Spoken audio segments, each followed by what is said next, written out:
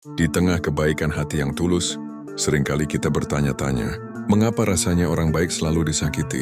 Mengapa mereka yang memberi tanpa pamrih, mencintai dengan sepenuh hati, dan berempati lebih dalam, justru seringkali menjadi korban luka?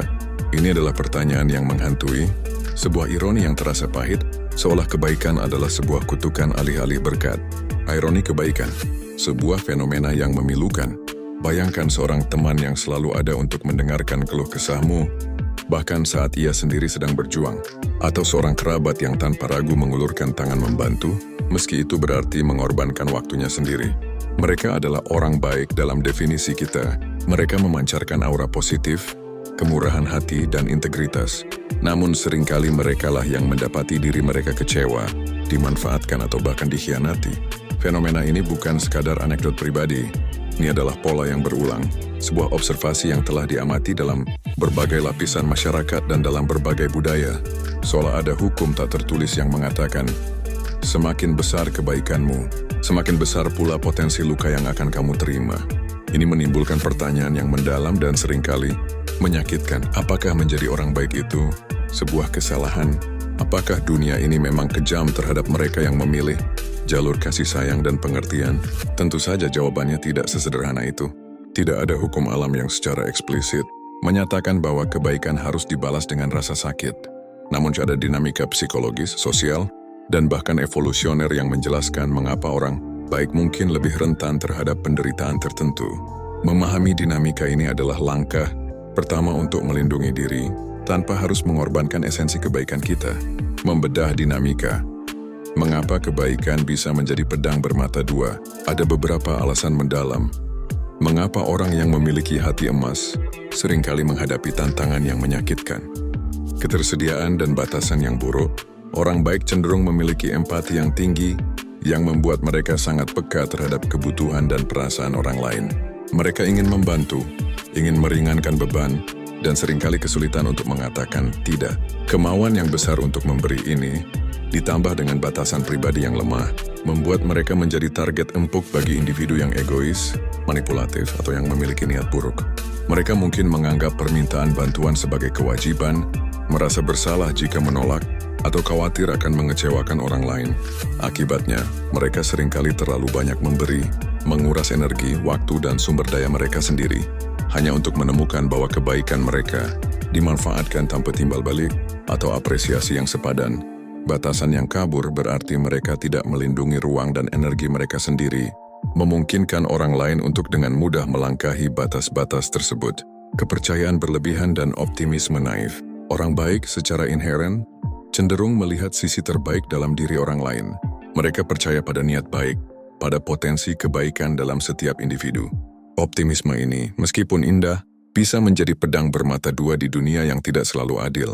Mereka mungkin terlalu cepat mempercayai janji kosong, mengabaikan tanda-tanda peringatan, atau memberi kesempatan kedua, dan ketiga, dan keempat kepada orang-orang yang tidak pantas mendapatkannya. Kepercayaan yang tulus ini membuat mereka rentan terhadap penipuan, manipulasi, dan pengkhianatan. Mereka seringkali lebih terkejut dan terluka ketika niat baik mereka disalahgunakan, karena hal itu bertentangan dengan pandangan dunia mereka yang idealis.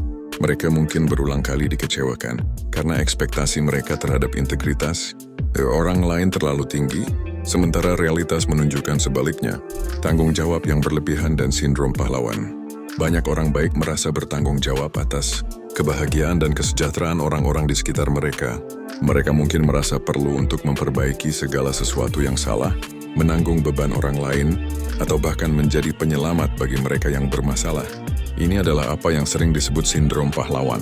Dalam upaya untuk membantu, mereka seringkali mengambil tanggung jawab yang bukan milik mereka atau yang di luar kendali mereka. Ketika upaya mereka tidak dihargai, atau ketika mereka gagal mengubah situasi yang memang tidak bisa mereka ubah, mereka merasakan kekecewaan, kelelahan emosional, dan bahkan perasaan gagal pribadi.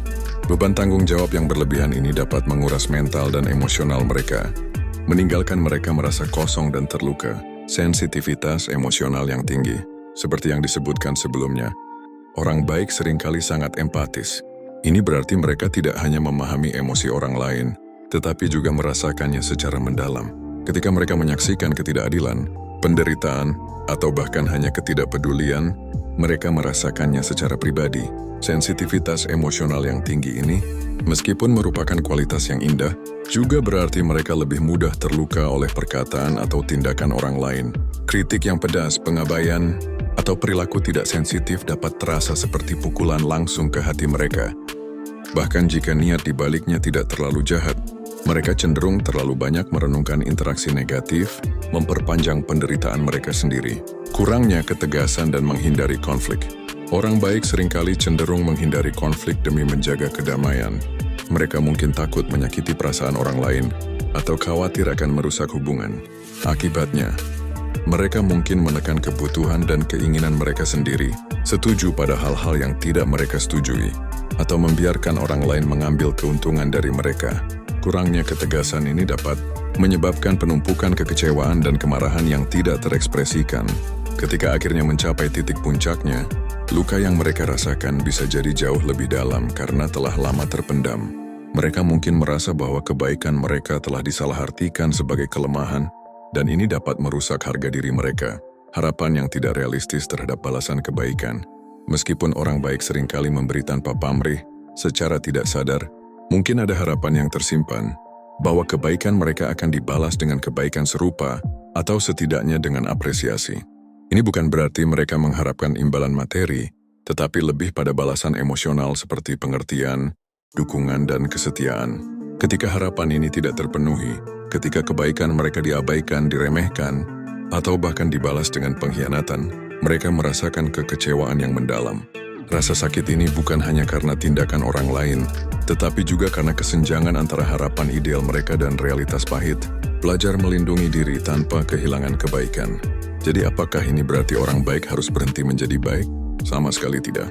Dunia ini membutuhkan kebaikan lebih dari sebelumnya. Kuncinya adalah belajar bagaimana melindungi diri sendiri tanpa harus mengorbankan esensi kebaikan Anda. Kali ini adalah tentang menjadi orang baik yang bijaksana, bukan naif. Pertama, tetapkan batasan yang sehat. Ini adalah fondasi utama. Pelajari untuk mengatakan tidak ketika Anda merasa terlalu banyak memberi, atau ketika permintaan seseorang melanggar nilai-nilai atau kapasitas Anda. Ingatlah bahwa menolak permintaan tidak sama dengan menolak orangnya. Anda memiliki hak untuk melindungi waktu, energi, dan kesejahteraan Anda sendiri. Batasan adalah bentuk self-care, bukan egoisme.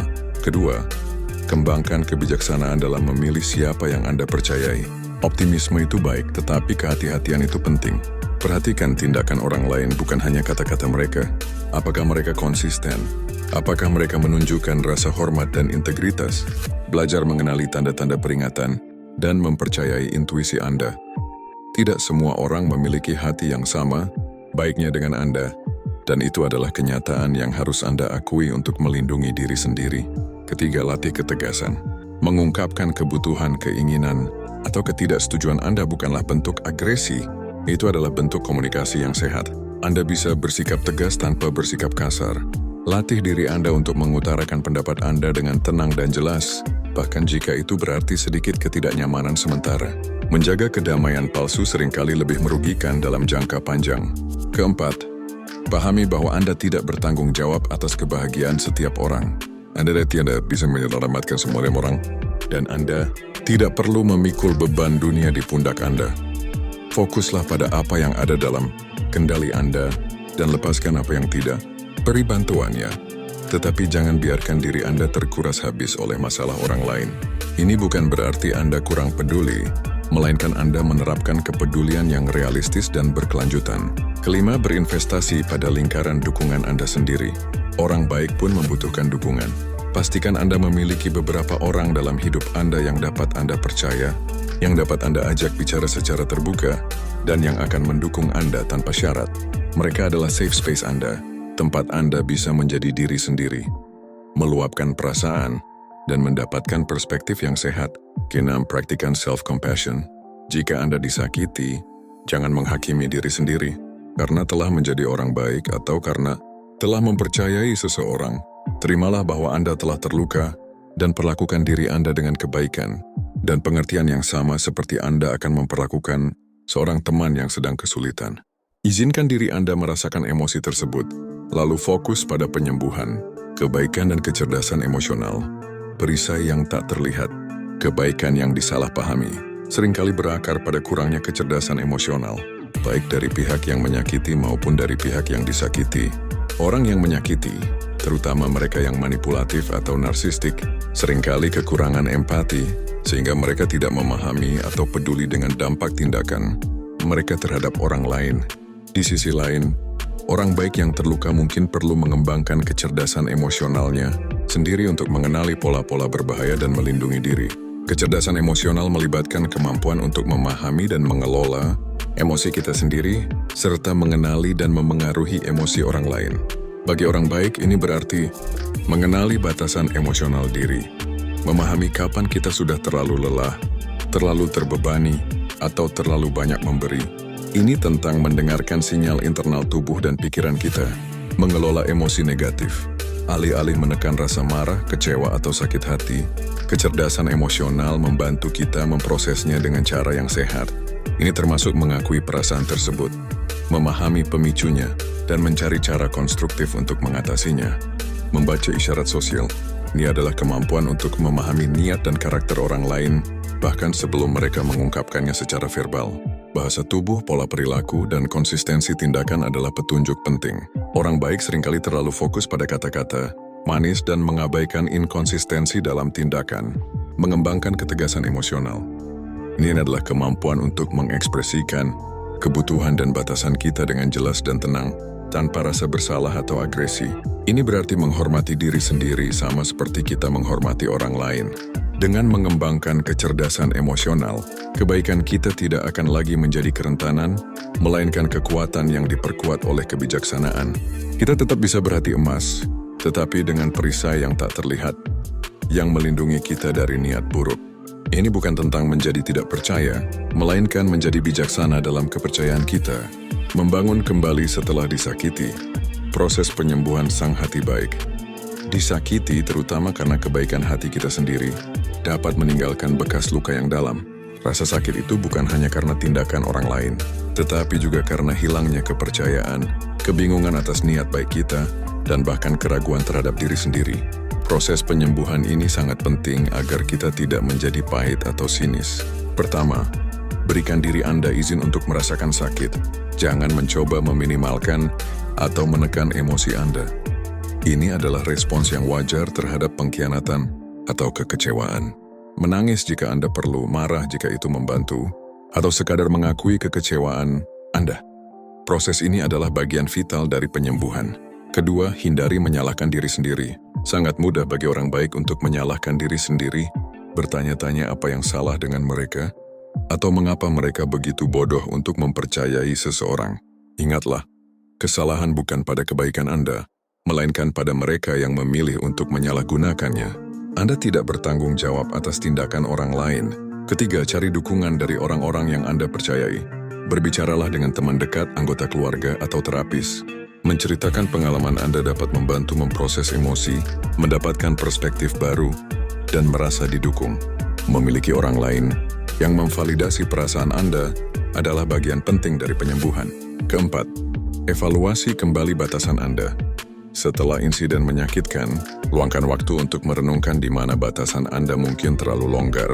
Apa yang bisa Anda lakukan berbeda di masa depan? Ini bukan tentang menyalahkan diri sendiri, melainkan belajar dari pengalaman untuk melindungi diri dengan lebih baik. Kelima, praktikkan pengampunan tetapi bukan kelupaan. Mengampuni bukan berarti Anda membiarkan orang tersebut lolos dari konsekuensi, atau bahwa Anda harus kembali mempercayai mereka. Pengampunan adalah tentang melepaskan beban kemarahan dan kepahitan dari hati Anda sendiri. Ini adalah tindakan self-care untuk membebaskan diri dari belenggu masa lalu. Namun jangan lupakan pelajaran yang Anda dapatkan. Gunakan pengalaman itu untuk menjadi lebih bijaksana dan lebih kuat. Keenam, perlahan-lahan bangun kembali kepercayaan. Ini adalah proses yang membutuhkan waktu. Mulailah dengan mempercayai orang-orang dalam lingkaran dukungan Anda yang terbukti. Saat Anda bertemu orang baru, berikan mereka kesempatan, tetapi dengan kewaspadaan yang sehat.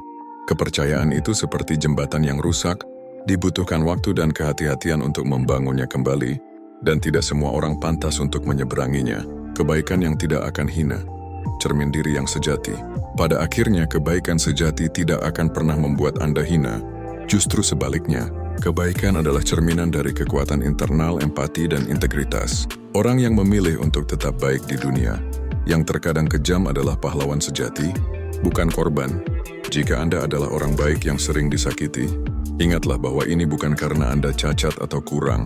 Ini mungkin karena Anda memiliki hati yang terlalu besar untuk dunia, yang belum sepenuhnya memahami atau menghargainya.